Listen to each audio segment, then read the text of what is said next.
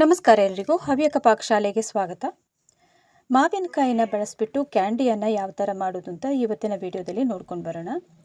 ಇದನ್ನು ಸ್ಟೋರ್ ಮಾಡಿ ಕೂಡ ಇಟ್ಕೊಳ್ಬೋದು ವರ್ಷಾನುಗಟ್ಟಲೆ. ಮತ್ತು ಇಲ್ಲಿ ಎರಡೆರಡು ರೀತಿಯಾದಂತಹ ಕ್ಯಾಂಡಿಯನ್ನು ಮಾಡೋದನ್ನು ಇವತ್ತು ತೋರಿಸ್ತಾ ಇದ್ದೀನಿ.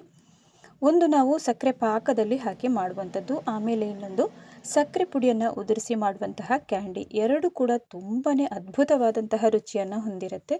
ಬನ್ನಿ ಹಾಗಾದರೆ ಇವತ್ತು ಕ್ಯಾಂಡಿಯನ್ನು ಹೇಗೆ ಮಾಡೋದು ಮಾವಿನಕಾಯಿಂದ ನೋಡ್ಕೊಂಡು ಬರೋಣ. ಕ್ಯಾಂಡಿಯನ್ನು ಮಾಡ್ಕೊಳ್ಬೇಕಾದ್ರೆ ಯಾವುದೇ ರೀತಿಯಾದಂತಹ ಮಾವಿನಕಾಯಿನ ಉಪಯೋಗಿಸ್ಬೋದು. ನಾನಿಲ್ಲಿ ಮನೆಯಲ್ಲೇ ಹಿತ್ತಲಲ್ಲಿ ಬೆಳೆದಿರುವಂತಹ ಮಾವಿನಕಾಯಿನ ಆಯ್ಕೆ ಮಾಡ್ಕೊಂಡಿದ್ದೀನಿ. ಒಂದು 10ರಿಂದ 15 ಆಗುವಷ್ಟು ತಗೊಂಡಿದ್ದೀನಿ. ಆದಷ್ಟು ಕಾಯಿಯನ್ನೇ ನಾವು ಆಯ್ಕೆ ಮಾಡ್ಕೊಳ್ಬೇಕಾಗತ್ತೆ. ತೀರಾ ಹಣ್ಣು ಅಥವಾ ಜಾಸ್ತಿ ಸಿಹಿ ಅಂಶ ಎಲ್ಲ ಇದ್ರೆಲ್ಲ ಇದಷ್ಟು ಚೆನ್ನಾಗಿ ಬರೋದಿಲ್ಲ. ಇನ್ನು ಮಾವಿನಕಾಯಿಯ ಹೊರಗಡೆ ಸಿಪ್ಪೆಯನ್ನೆಲ್ಲ ನೀಟಾಗಿ ತೆಕ್ಕೊಳ್ಳೋಣ. ಈಗ ಪ್ರತಿಯೊಂದು ಮಾವಿನಕಾಯಿನ ಹೊರಗಡೆ ಸಿಪ್ಪೆ ಎಲ್ಲ ತೆಗೆದಾದ ನಂತರ ಇದನ್ನು ಪೀಸಸ್ ಆಗಿ ಕಟ್ ಮಾಡ್ಕೊಳ್ಬೇಕಾಗತ್ತೆ. ಈಗ ಒಂದನೇ ಮಾವಿನಕಾಯಿದು ತಗೊಂಡಿದ್ದೀನಿ, ಎರಡನೇ ಮಾವಿನಕಾಯಿದ ಕೂಡ ಇದೇ ರೀತಿಯಾಗಿ ತೆಕ್ಕೊಳ್ಳೋಣ. ಎಲ್ಲ ಮಾವಿನಕಾಯಿನ ಕೂಡ ಸಿಪ್ಪೆಯನ್ನು ತೆಗೆದು ಇಟ್ಕೊಂಡಿದ್ದೀನಿ ಇಲ್ಲಿ. ಇನ್ನು ಇದನ್ನು ಕಟ್ ಮಾಡುವಂತಹ ರೀತಿಯನ್ನು ಒಂದ್ಸಲಿ ನೋಡ್ಕೊಂಡು ಬರೋಣ. ಹೆಚ್ಚಾಗಿ ಸಕ್ಕರೆ ಪಾಕದಲ್ಲೆಲ್ಲ ನಾವು ಕ್ಯಾಂಡಿಯನ್ನು ಮಾಡ್ತಿದ್ರೆ ಉದ್ದಕ್ಕೆ ಹೆಚ್ಚಿದಷ್ಟು ತುಂಬ ಚೆನ್ನಾಗಿ ಬರುತ್ತೆ. ಅಥವಾ ಸ್ಕ್ವೇರ್ ಪೀಸಾಗಿ ಕಟ್ ಮಾಡ್ತಿದ್ರೆ ಅದನ್ನು ಕೂಡ ಮಾಡ್ಕೊಳ್ಬೋದು. ನಾನಿಲ್ಲಿ ವಿಡಿಯೋದಲ್ಲಿ ತೋರಿಸಿರುವ ಥರ ಇದೇ ಥರನೇ ಪ್ರತಿಯೊಂದನ್ನು ಪೀಸನ್ನು ಕೂಡ ಹೆಚ್ಕೊಂಡು ಇಟ್ಕೊಳ್ಬೇಕು. ಉದ್ದಕ್ಕಾಗಿ ಹೆಚ್ಕೊಂಡಿದ್ದೀನಿ. ಇಲ್ಲಿ ವಿಡಿಯೋದಲ್ಲಿ ತೋರಿಸಿರುವ ಥರ ಮಾಡಿದ್ರಾಯ್ತು. ಆದಷ್ಟು ದಪ್ಪಕ್ಕೆ ಇದನ್ನು ಹೆಚ್ಕೊಂಡಷ್ಟು ಒಳ್ಳೆಯದು. ಬಿಸಿಲಲ್ಲೆಲ್ಲ ಒಣಗಬೇಕಾದ್ರೆ ಇದು ತೀರಾ ತೆಳ್ಳಗೆ ಅಂತ ಆದರೆ ನಮಗೆ ತಿನ್ನೋದಕ್ಕೆ ಕೂಡ ಅಷ್ಟು ಟೇಸ್ಟಿಯಾಗಿ ಕೂಡ ಬರೋದಿಲ್ಲ. ನೋಡ್ಬೋದು ನೀವೀಗ ಒಂದು ಮಾವಿನಕಾಯಿಯನ್ನು 4 ಪೀಸಾಗಿ ಉದ್ದಕ್ಕೆ ಹೆಚ್ಕೊಂಡಿದ್ದೀನಿ.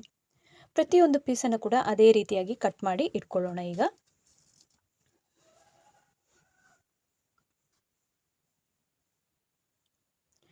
ನೀವು ನೋಡ್ತಿರ್ಬೋದು ಇದೇ ರೀತಿಯಾದಂತಹ ಶೇಪಲ್ಲಿ ಎಲ್ಲವನ್ನ ಕಟ್ ಮಾಡಿ ಇಟ್ಕೊಂಡಿದ್ದೀನಿ. 15 ಮಾವಿನಕಾಯಿಯನ್ನು ಕೂಡ ಸಿಪ್ಪೆಯನ್ನು ತೆಗೆದು ಈ ರೀತಿಯಾಗಿ ಕಟ್ ಮಾಡಿದ್ದೀನಿ. ಇನ್ನು ಒಂದು ಇಡ್ಲಿ ಪಾತ್ರೆಯನ್ನು ಇಲ್ಲಿ ಬಿಸಿಗೆ ಇಟ್ಕೊಂಡಿದ್ದೀನಿ ಆಗಲೇ. ಅದರಲ್ಲಿ ನಾವೀಗ ಹೆಚ್ಚಿದಂತಹ ಈ ಹೋಳನ್ನು ಹಾಕ್ಕೊಳ್ಬೇಕು. 5ರಿಂದ 10 ನಿಮಿಷ ಬೆಂದರೆ ಸಾಕು ಮೀಡಿಯಮ್ ಊರಿನಲ್ಲಿ. ಇದು ತುಂಬ ಜಾಸ್ತಿ ತೀರ ಇದನ್ನು ಬೇಯಿಸೋದಕ್ಕೆ ಹೋಗಬಾರ್ದು. ಜಸ್ಟ್ ಇದು ಕೈಯಲ್ಲಿ ಮುಟ್ಟಿದಾಗ ಮೆತ್ತಗೆ ಆಯಿತು ಅನ್ನುವಾಗಲೇ ಆಫ್ ಮಾಡ್ಕೊಳ್ಬೇಕು. 10 ನಿಮಿಷ ಮಾವಿನಕಾಯಿನ ಬೇಯಿಸಿದ ನಂತರ ನಾನೀಗ ತೋರಿಸ್ತಾ ಇದ್ದೀನಿ. ನೀವು ಬೇಕಾದರೆ ಸ್ವಲ್ಪ ಚೆಕ್ ಮಾಡ್ಕೊಳ್ಬೋದು. ಒಂದು ಚಾಕುವನ್ನು ಹಾಕ್ಕೊಂಡು ಅದು ಜಸ್ಟ್ ಒಳಗಡೆ ಹೋಗ್ತಿದೆ ಅಥವಾ ನೋಡಿ ಈ ಥರ ಬೆಂದಿದೆ ಅಂತ ನಿಮಗೆ ಗೊತ್ತಾಯಿತು ಅಂತಂದರೆ ಅಷ್ಟಾದರೆ ಸಾಕಾಗತ್ತೆ. ಜಸ್ಟ್ ಅದು ನೋಡಿ ಚಾಕುವನ್ನು ಈ ಥರ ಹಾಕಿದಾಗ ಮಾವಿನಕಾಯಿ ಹೋಳಿಗೆ ಅದು ಒಳಗಡೆ ಹೋದರೆ ಸಾಕು, ಅಷ್ಟಾದರೆ ಸಾಕಾಗುತ್ತೆ. ತೀರಾ ಬೆಂದು ಎಲ್ಲ ಇದು ಪುಡಿ ಪುಡಿ ಆಗುವಷ್ಟೆಲ್ಲ ಆಗಬಾರ್ದು. ಇನ್ನು ನೆಕ್ಸ್ಟ್ ಪ್ರೊಸೆಸ್ಸಿಗೆ ಹೋಗೋಣ. ಇಲ್ಲಿ ಒಂದು ಪಾತ್ರೆಯನ್ನು ತಗೊಂಡಿದ್ದೀನಿ. ಆ ಪಾತ್ರೆ ಮೇಲೆ ಈಗ ನಾವೀಗ ಒಂದು ಲೇಯರ್ ಆಗಿ ಮಾವಿನಕಾಯಿ ಹೋಳು ಬೆಂದಿರುವುದನ್ನು ಹಾಕ್ತಾ ಇದ್ದೀನಿ. ಇನ್ನೀಗ ಒಂದು ಲೇಯರ್ ಹಾಕಿ ಆದ ನಂತರ ಅದರ ಮೇಲಿಂದ ಸಕ್ಕರೆಯನ್ನು ಹಾಕ್ಕೊಳ್ಬೇಕು. 2 ಹಿಡಿ ಆಗುವಷ್ಟು ಸಕ್ಕರೆಯನ್ನು ಹೀಗೆ ಮೇಲಿಂದ ಉದುರಿಸ್ಬೇಕು.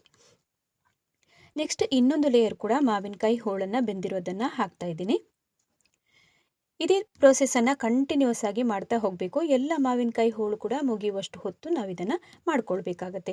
ನಾವು ಸೇಮ್ ಉಪ್ಪಿನಕಾಯಿ ಎಲ್ಲ ಯಾವ ಥರ ಮಾಡ್ತೀವಿ ನೋಡಿ, ಒಂದು ಲೇಯರ್ ಆದಮೇಲೆ ಉಪ್ಪನ್ನು ಹಾಕ್ಕೊಂಡು ಅದನ್ನು ಉಪ್ಪಿನಕಾಯಿಗೆಲ್ಲ ಮಾಡ್ತೀವಲ್ಲ, ಅದೇ ರೀತಿಯಾದಂತಹ ಪ್ರೊಸೆಸ್ ಇಲ್ಲಿ ಮಾತ್ರ ಉಪ್ಪಿನ ಬದಲಾಗಿ ನಾವು ಸಕ್ಕರೆಯನ್ನು ಬಳಸೋದು ಅಷ್ಟೇ. ಈಗ 2ನೇ ಲೇಯರನ್ನು ನಾನು ಮಾವಿನಕಾಯಿ ಹೋಳನ್ನು ಹಾಕ್ಕೊಂಡಿದ್ದೀನಿ. ಇನ್ನೀಗ ಅದಕ್ಕೆ 2 ಹಿಡಿ ಅಥವಾ 3 ಹಿಡಿ ಆಗುವಷ್ಟು ಸಕ್ಕರೆಯನ್ನು ಹಾಕ್ಕೊಳ್ಬೇಕೀಗ. ಆದಷ್ಟು ಇದು ಬಿಸಿ ಇರುವಾಗಲೇ ಈ ಪ್ರೊಸೆಸನ್ನು ಮಾಡ್ಕೊಳ್ಬೇಕಾಗುತ್ತೆ. ಸಕ್ಕರೆ ಎಲ್ಲ ಅದರಲ್ಲಿ ಮೆಲ್ಟ್ ಆಗುತ್ತೆ, ಬಿಸಿಗೆ ಅದು ನೀರಾಗುತ್ತೆ. ಇನ್ನೀಗ 3ನೇ ಲೇಯರನ್ನು ಕೂಡ ಹಾಕ್ಕೊಳ್ತಾ ಇದ್ದೀನಿ. 3ನೇ ಲೇಯರನ್ನು ಕೂಡ ಆದ ನಂತರ ಮೇಲಿಂದ ಸಕ್ಕರೆಯನ್ನು ಹಾಕ್ಕೊಂಡು ಮುಚ್ಚಳವನ್ನು ಮುಚ್ಚಿ ಹಾಗೆಯೇ ಇಡಬೇಕು. ಒಂದು ರಾತ್ರಿ ಫುಲ್ಲು ನಾವು ಇದನ್ನು ಹೀಗೆ ಸಕ್ಕರೆಯಲ್ಲೇ ನೆನೆಯೋದಕ್ಕೆ ಬಿಡಬೇಕಾಗತ್ತೆ. ರಾತ್ರಿ ಫುಲ್ಲು ನೆನೆದಾದ ನಂತರ ಮಾರನೇ ದಿವಸ ಬೆಳಿಗ್ಗೆ ನಾನೀಗ ಮುಚ್ಚಳವನ್ನು ತೆಗೆದು ತೋರಿಸ್ತಾ ಇದ್ದೀನಿ ಮಾವಿನಕಾಯಿ ಹೋಳುಗಳನ್ನು. ತುಂಬಾ ಚೆನ್ನಾಗಿ ಇದು ಸಕ್ಕರೆಯಲ್ಲಿ ನೆಂದಿರುತ್ತೆ. ಇನ್ನು ಒಂದು ತಟ್ಟೆಯನ್ನು ತಗೊಂಡು ಅದರ ಮೇಲೆ ನಾವಿನ್ನೀಗ ಒಂದೊಂದಾಗಿ ಮಾವಿನಕಾಯಿ ಹೋಳನ್ನು ಹರಡ್ತಾ ಬರಬೇಕು. ಇದನ್ನು ಬಿಸಿಲಲ್ಲಿ ಒಣಗಿಸಬೇಕಾಗುತ್ತೆ. ನಾವೀಗ ಯಾವಾಗ ಸಕ್ಕರೆಯನ್ನೆಲ್ಲ ಮಿಕ್ಸ್ ಮಾಡಿ ಇಟ್ಕೊಂಡಿದ್ದೀವಲ್ಲ ಅದರಲ್ಲೆಲ್ಲ ಸಕ್ಕರೆ ಅಂಶ ಎಳ್ಕೊಂಡಿರುತ್ತೆ. ಬಿಸಿಲಲ್ಲಿ ಕೊಂಡೋಗಿ 2 ರಿಂದ 3 ದಿವಸ ಬಿಸಿಲಲ್ಲಿ ಒಣಗಿಸಿದ್ರೆ ಸಾಕಾಗುತ್ತೆ ಇದು. ಇನ್ನು ಅದನ್ನು ಜಾಸ್ತಿ ಸೌಟನ್ನೆಲ್ಲ ಹಾಕಿ ಪ್ರೆಸ್ ಮಾಡಿ ಎಲ್ಲ ಏನು ಮಾಡೋದಕ್ಕೆ ಹೋಗಬಾರ್ದು. ಜಸ್ಟ್ ಮೇಲಿಂದ ಹಾಗೇ ತಗೊಳ್ಬೇಕು. ಅದರಲ್ಲಿ ಸಿಹಿ ಅಂಶ ಬಿಟ್ಕೊಂಡಿರುತ್ತೆ. ನೋಡಿ ಯಾವ ಥರ ಸಕ್ಕರೆ ಎಲ್ಲ ಅಡಿ ಭಾಗದಲ್ಲಿ ನೀರಾಗಿ ಇದೆ ಅಂತ ನೋಡ್ಬೋದು ನೀವೀಗ. ಪ್ರತಿಯೊಂದು ಮಾವಿನಕಾಯಿ ಹೋಳನ್ನು ಕೂಡ ಒಂದು 3 ರಿಂದ 4 ತಟ್ಟೆಯನ್ನು ತಗೊಂಡು ಅದರಲ್ಲಿ ಒಂದೊಂದಾಗಿ ಹರಡಿ ಬಿಸಿಲಲ್ಲಿ ತಗೊಂಡೋಗಿ ಇಡಬೇಕು. ಇನ್ನೀಗ ಸಕ್ಕರೆಯನ್ನು ನೋಡ್ತಾ ಇರ್ಬೋದು ನೀವೀಗ ಅಡಿ ಭಾಗದಲ್ಲಿ ಯಾವ ಥರ ಸ್ಟೋರ್ ಆಗಿದೆ ಅಂತ ನೋಡ್ಬೋದು. ಈಗ ಎಲ್ಲ ಮಾವಿನಕಾಯಿ ಹೋಳನ್ನು ಕೂಡ ತಟ್ಟೆಗೆ ಹಾಕ್ಕೊಂಡು ಇಟ್ಕೊಂಡಿದ್ದೀನಿ. ಇನ್ನು ಬಿಸಿಲಲ್ಲಿ ತಗೊಂಡೋಗಿ ಇಡೋಣ. ಇನ್ನು ನೀರಾದಂತಹ ಸಕ್ಕರೆ ಅಂಶವನ್ನು ಈಗ ನೋಡೋಣ ಒಂದ್ಸಲಿ. ಪಾತ್ರೆಯಲ್ಲಿ ತುಂಬಾ ಸಕ್ಕರೆ ಅಂಶ ಉಳಿದಿರುತ್ತೆ. ಅದನ್ನು ಇನ್ನೀಗ ನಾವು ಜ್ಯೂಸ್ ಮಾಡುವಾಗ ಅಥವಾ ಯಾವುದಾದ್ರೂ ಪದಾರ್ಥನೋ ಅಥವಾ ಏನಾದರೂ ನಿಮಗೆ ಆದಷ್ಟು ಜ್ಯೂಸಿಗೆ ಇದನ್ನು ಬಳಸಿದರೆ ತುಂಬಾ ಚೆನ್ನಾಗಿ ರುಚಿ ಕೂಡ ಇರುತ್ತೆ. ಮಾವಿನಕಾಯಿ ಹುಳಿಯ ಅಂಶ ಕೂಡ ಬಿಟ್ಕೊಂಡಿರುತ್ತೆ ಅದರಲ್ಲಿ. 3 ರಿಂದ 4 ದಿವಸಗಳ ಕಾಲ ಬಿಸಿಲಲ್ಲಿ ಒಣಗಿಸಿದಂತಹ ಮಾವಿನಕಾಯಿ ಹೋಳನ್ನು ನಾನೀಗ ತೋರಿಸ್ತಾ ಇದ್ದೀನಿ. ತುಂಬ ಚೆನ್ನಾಗಿ ಒಣಗಿದಿ ಸಿಕ್ಕಿದೆ ನಮಗೆ. ಸ್ವಲ್ಪ ಜಾಸ್ತಿ ನೀವು ಇದನ್ನು ಬಿಸಿಲಲ್ಲಿ ಒಣಗಿಸ್ತು ಅಂತಂದರೆ ಅಷ್ಟು ಚೆನ್ನಾಗಿ ಬರೋದಿಲ್ಲ. 3 ರಿಂದ 4 ಬಿಸಿಲು ಸಾಕಾಗತ್ತೆ ಆಲ್ಮೋಸ್ಟ್. ಪ್ರತಿಯೊಂದು ಪೀಸ್ ಕೂಡ ಹಾಗೆಯೇ ತುಂಬಾ ಮೌತ್ ಮೆಲ್ಟಿಂಗ್ ಅಂತ ಹೇಳ್ಬೋದು. ಈ ಥರದ ಕ್ಯಾಂಡಿಯನ್ನು ಮಾಡಿ ಇಟ್ಕೊಂಡ್ರೆ ಮಕ್ಕಳಿಗಂತೂ ತುಂಬಾ ಇಷ್ಟ ಆಗುತ್ತೆ. ಒಂದು ಸಲದಲ್ಲಿ ಮಾಡಿದಂತಹ ಅರ್ಧ ಭಾಗವನ್ನು ನಾನೀಗ ಸಕ್ಕರೆ ಪುಡಿಯಲ್ಲಿ ಹಾಕಿ ಕ್ಯಾಂಡಿಯನ್ನು ಮಾಡೋದು ಹೇಗೆ ಅಂತ ತೋರಿಸ್ತೀನಿ. ಜಸ್ಟ್ ಇದಕ್ಕೆ ಮೇಲಿಂದ ಸಕ್ಕರೆ ಪುಡಿಯನ್ನು ಉದುರಿಸಿದ್ರೆ ಆಯಿತು. ಆಗಲೇ ನಾನು ಮಿಕ್ಸಿಯಲ್ಲಿ ಪುಡಿ ಮಾಡಿ ಇಟ್ಕೊಂಡಿದ್ದೀನಿ. ಅದನ್ನು ಇದರ ಮೇಲಿಂದ ಹಾಕ್ಕೊಂಡು ಉದುರಿಸಿದ್ರೆ ಆಯಿತು. ಚೆನ್ನಾಗಿ ಮಿಕ್ಸ್ ಮಾಡ್ಕೊಳ್ಬೇಕಷ್ಟೇ. ನೋಡಿ ಆಗಲೇ ನಾನು ಪುಡಿಯನ್ನು ಮಾಡಿಕೊಂಡು ಇಟ್ಕೊಂಡಿದ್ದನ್ನು ಈಗ ಹಾಕ್ತಾಯಿದ್ದೀನಿ. ನೋಡಿ ಈ ಥರ ಪುಡಿಯಲ್ಲಿ ಮಿಕ್ಸ್ ಮಾಡಿಕೊಂಡ್ರೆ ನಿಮಗೆ ಸೂಪರ್ ಆದಂತಹ ಕ್ಯಾಂಡಿ ಮಾವಿನಕಾಯಿದು ರೆಡಿ ಆಗುತ್ತೆ. ಇದನ್ನು ಇನ್ನೂ ಗಾಳಿ ಆಡದಿರುವಂತಹ ಡಬ್ಬದಲ್ಲಿ ಹಾಕಿ ಸ್ಟೋರ್ ಮಾಡಿ ಎಷ್ಟು ವರ್ಷ ಕೂಡ ಇಟ್ಕೊಂಡು ತಿನ್ಬೋದು. ಮಕ್ಕಳೆಲ್ಲ ಅಂತೂ ಇದ್ದರೆ ಇದನ್ನು ಒಂದೇ ಒಂದು ದಿವಸದಲ್ಲೇ ಖಾಲಿ ಮಾಡ್ತಾರೆ ಅಂತ ಹೇಳ್ಬೋದು. ಅಷ್ಟು ಟೇಸ್ಟಿಯಾಗಿರುತ್ತೆ. ಇದೇ ರೀತಿಯಾಗಿ ನೆಲ್ಲಿಕಾಯಿಂದ ಕೂಡ ಮಾಡ್ಕೊಳ್ಳೋದಕ್ಕೆ ಬರುತ್ತೆ. ಆಮೇಲೆ ಬಾಳೆಕಾಯಿಯಿಂದ ಕೂಡ ಮಾಡ್ಕೊಳ್ಬೋದು. ಬಾಳೆಹಣ್ಣಿನಿಂದ ಕೂಡ ಮಾಡ್ಕೊಳ್ಬೋದು. ಸ್ವಲ್ಪ ಪೇಷನ್ಸ್ ಬೇಕಷ್ಟೇ. ಒಂದು 4 ದಿವಸ ಎಲ್ಲ ಇದು ಕಾಯಬೇಕು. ಬಿಸಿಲಲ್ಲೆಲ್ಲ ಒಣಗಿಸೋದೊಂದು ಸ್ವಲ್ಪ ಜಾಸ್ತಿ ಆದಂತಹ ಪ್ರೋಸೆಸ್ ಇದು ಕೆಲಸ ಅಂತ ಹೇಳ್ಬೋದು. ಯಾವುದೇ ಅಷ್ಟೇ ಸಿಹಿ ತಿಂಡಿ ಆಗಿರ್ಬೋದು, ಎಲ್ಲವೂ ನಾವು ಸ್ವಲ್ಪ ಪೇಷನ್ಸಿಂದ ಮಾಡಿದ್ರೆ ತುಂಬಾ ಚೆನ್ನಾಗಿ ರಿಸಲ್ಟ್ ಕೂಡ ಸಿಗುತ್ತೆ. ಇನ್ನೀಗ ಸಕ್ಕರೆ ಪಾಕವನ್ನು ಇಲ್ಲಿ ಮಾಡಿ ಕ್ಯಾಂಡಿಯನ್ನು ಮಾಡೋದು ತೋರಿಸ್ತಾ ಇದ್ದೀನಿ. ಇಲ್ಲಿ ಅರ್ಧ ಕಪ್ ಆಗುವಷ್ಟು ಸಕ್ಕರೆಯನ್ನು ಹಾಕ್ಕೊಂಡು ಅದಕ್ಕೆ 1/4 ಕಪ್ ಆಗುವಷ್ಟು ನೀರನ್ನು ಹಾಕ್ಕೊಂಡಿದ್ದೀನಿ. ಜಸ್ಟ್ ಇದು ಲೋ ಫ್ಲೇಮಲ್ಲಿ ಇಟ್ಕೊಂಡು ಕರಗಿದ್ರೆ ಸಾಕು ಸಕ್ಕರೆ ಪಾಕ. ಕರಗಿದ ನಂತರ ಇದಕ್ಕೆ ಸ್ವಲ್ಪ ನಿಂಬೆಹಣ್ಣಿನ ರಸವನ್ನು ಹಾಕ್ಕೊಳ್ಬೇಕು. ಯಾಕಂತಂದರೆ ಅದು ಜಾಸ್ತಿ ಕ್ರಿಸ್ಟಲ್ ಆಗಿ ನಮಗೆ ಅಷ್ಟು ಚೆನ್ನಾಗಿ ಕ್ಯಾಂಡಿ ಕೂಡ ಇದಾಗೋದಿಲ್ಲ, ಗಟ್ಟಿಯಾಗುತ್ತೆ. ಆಮೇಲೆ ಈಗ ಒಂದು ನೊರೆ ಬರ್ತಾ ಇದೆ. ಸಕ್ಕರೆ ಕರಗಿ ಜಸ್ಟ್ ನೊರೆ ಬರ್ತಾ ಇರುವಂತಹ ಟೈಮಲ್ಲಿ ಒಂದು ಅರ್ಧ ಹೋಳಿಗಿಂತ ಸ್ವಲ್ಪ ಕಡಿಮೆ, ನಾನಂದರೆ ಇಲ್ಲಿ ತುಂಬ ಕಡಿಮೆ ಕ್ವಾಂಟಿಟಿಯಲ್ಲಿ ತಗೊಂಡಿರೋದ್ರಿಂದ ಅರ್ಧ ಸ್ಪೂನ್ ಆಗುವಷ್ಟು ನಿಂಬೆಹಣ್ಣಿನ ರಸವನ್ನು ಹಾಕಿದ್ರಾಯಿತು. ನೋಡಿ ಈ ಹಂತದಲ್ಲಿ ನಿಂಬೆಹಣ್ಣಿನ ರಸವನ್ನು ಹಾಕ್ತಾ ಇದ್ದೀನಿ. ತುಂಬ ಹಾಕೋದಕ್ಕೆ ಹೋಗಬೇಡಿ. ಹುಳಿ ಅಂಶ ನಾವು ಮಾವಿನಕಾಯಲ್ಲಿ ಕೂಡ ಇರೋದ್ರಿಂದ ಇದನ್ನು ಕೂಡ ಜಾಸ್ತಿ ಹುಳಿ ಮಾಡ್ತು ಅಂತಂದರೆ ಅಷ್ಟು ಚೆನ್ನಾಗಿ ಬರೋದಿಲ್ಲ.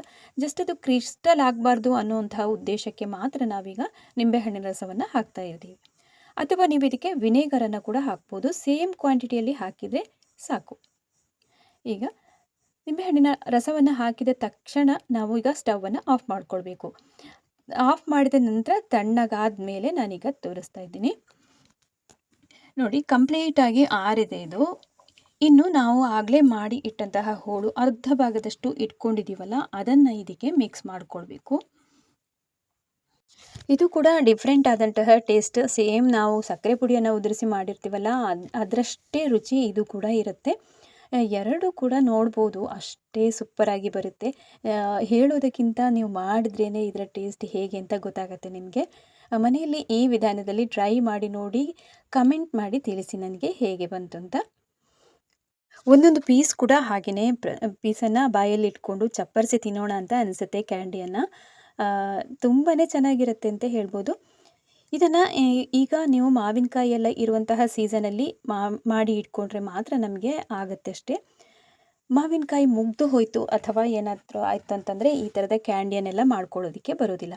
ಅದಕ್ಕಾಗಿ ಆದಷ್ಟು ಸೀಸನಲ್ಲಿ ಸಿಗುವಂತಹ ಮಾವಿನಕಾಯಿಯನ್ನು ಬಳಸಿಬಿಟ್ಟು ಯಾವ ಥರದ ರೆಸಿಪಿಗಳೆಲ್ಲ ಆಗುತ್ತೋ ಅವೆಲ್ಲವನ್ನು ಟ್ರೈ ಮಾಡಿ ನೋಡಬೇಕು. ತುಂಬಾ ಚೆನ್ನಾಗಿರುತ್ತೆ. ನೋಡ್ಬೋದು ನೀವೀಗ ನಾನೀಗ ಕಟ್ ಮಾಡಿ ತೋರಿಸ್ತಾ ಇದ್ದೀನಿ ನೋಡಿ, ಯಾವ ಥರ ಜ್ಯೂಸಿಯಾಗಿ ಬರುತ್ತೆ ಅಂತ ನೋಡ್ಬೋದು ನೀವು. ಸಖತ್ತಾದಂತಹ ಟೇಸ್ಟ್, ಬಾಯಲ್ಲಿಟ್ಟರೆ ಹಾಗೆಯೇ ಮೆಲ್ಟ್ ಆಗುತ್ತೆ. ಇವತ್ತಿನ ಮಾವಿನಕಾಯಿ ಕ್ಯಾಂಡಿ ರೆಸಿಪಿ ನಿಮಗೆಲ್ಲರಿಗೂ ತುಂಬಾ ಇಷ್ಟ ಆಗಿರ್ಬೋದು ಅಂತ ಅಂದ್ಕೊಂಡಿದ್ದೀನಿ. ನೀವು ಕೂಡ ಮನೆಯಲ್ಲಿ ಇದೇ ರೀತಿಯಾಗಿ ಟ್ರೈ ಮಾಡಿ ನೋಡಿ. ನಿಮ್ಮ ಅನಿಸಿಕೆ ಅಭಿಪ್ರಾಯಗಳನ್ನು ಕಮೆಂಟ್ ಮಾಡಿ ತಿಳಿಸೋದನ್ನು ಕೂಡ ಮರಿಬೇಡಿ. ಹೊಸಬರು ಯಾರಾದರೂ ಚಾನಲನ್ನು ನೋಡ್ತಿದ್ರೆ ದಯವಿಟ್ಟು ಸಬ್ಸ್ಕ್ರೈಬ್ ಮಾಡಿಕೊಂಡು ಸಪೋರ್ಟ್ ಮಾಡಿ ಅಂತ ಕೇಳ್ಕೊಳ್ತಾ ಇದ್ದೀನಿ. ಅದೇ ರೀತಿಯಾಗಿ ಹವ್ಯಕ ಪಾಕಶಾಲೆಯಲ್ಲಿ ಇನ್ನೂ ಹಲವಾರು ರುಚಿಗಳೊಂದಿಗೆ ಮತ್ತೊಮ್ಮೆ ನಿಮ್ಮನ್ನು ನಾನು ಭೇಟಿ ಆಗ್ತೇನೆ ಅಂತ ಹೇಳ್ತಾ ಅಲ್ಲಿ ತನಕ ನಮಸ್ಕಾರ.